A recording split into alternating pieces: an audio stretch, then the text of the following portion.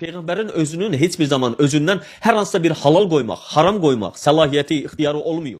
Peyğəmbərlərin belə özlərinin dinlə bağlı heç bir hökm vermək, hökm qoymaq səlahiyyətləri olmuyor. Hər hansı bir məsələnin halal və ya da haram demək hüquqları olmuyor.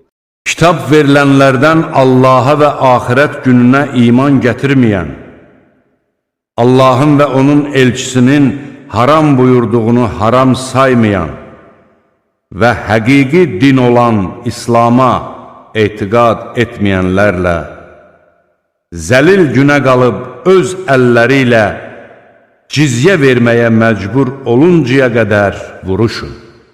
Allah və onun elçisi bir işə hökm verdiyi zaman heç bir mömin kişi və mömin qadın öz işlərində istədikləri qərarı verə bilməzlər.